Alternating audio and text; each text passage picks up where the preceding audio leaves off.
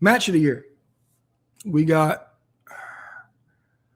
Sami Zayn and Kevin Owens at Elimination Chamber. Cody and Kevin at the Royal Rumble in the ladder match. Rhea, Io, and Bianca from WrestleMania. The triple threat, Seth, Roman, and Punk. And we got, again, Mariah May and Toni Storm from Revolution.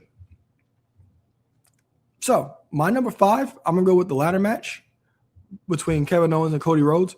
Excellent match. As I said, these are the top 5. There's nothing wrong with any of these picks. Leave your match of the year in the chat. Cody and Kevin, they had an excellent ladder match. Kevin Owens was putting on barn burners. He was cooking at the beginning of 2025. He really was. Because even the match at Saturday Night's Main Event with Cody was great. Kevin Owens was on a heater at the beginning of 2020, in the beginning of 2025 before the injuries. He was. So that's my number 5, Cody and Kevin at the Royal Rumble. He follows it up. I would go with, actually, I'm not going to do that. I'm going to go with Rhea, Io, and Bianca as my number 4, as I stated before, how the importance of it. And number 3, I'm going with Sami Zayn and Kevin Owens from the Elimination Chamber. Sami, Kevin at the Elimination Chamber. It's amazing that 11 years later, this is supposed to be over. Me and Eric were at Battleground 2016 when they said this was the end. And 11 years later, this is still going on. And it's still great every time. Michael Cole on commentary was fantastic. Commentary sold this match for everybody. If you have to go back and watch it, I highly suggest everybody watch it. Commentary was the main selling point of this match.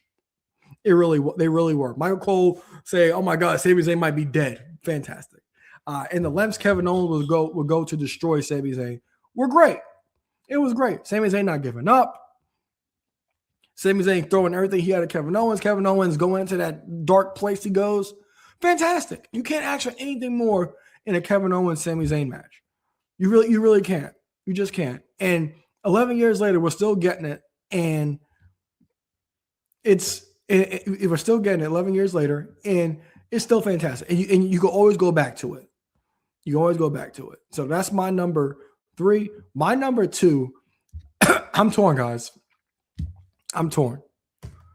Because Shane, he has hands down Punk, Roman, and Seth as his match of the year. I am torn right now, and I think I'm going to go with, you know what? I think I'm going to go with number 2. I'm going to go with Mariah and Toni as number 2.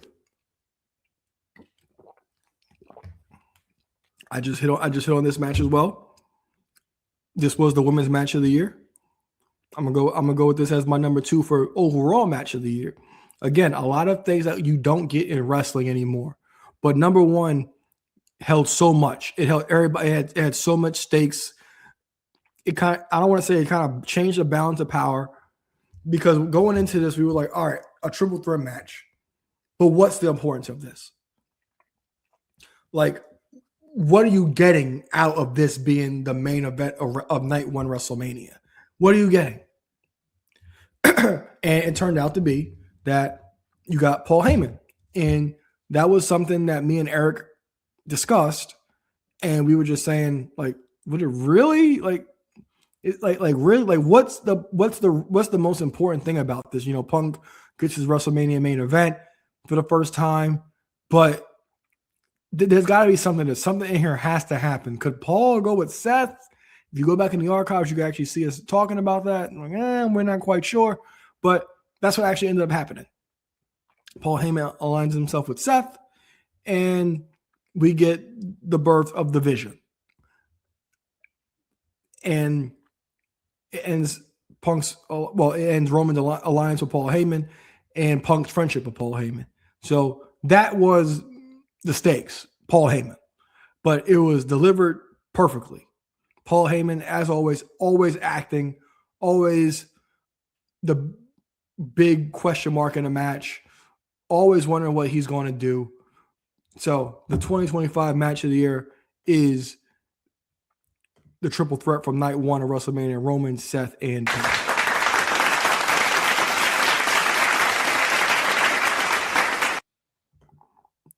All right. So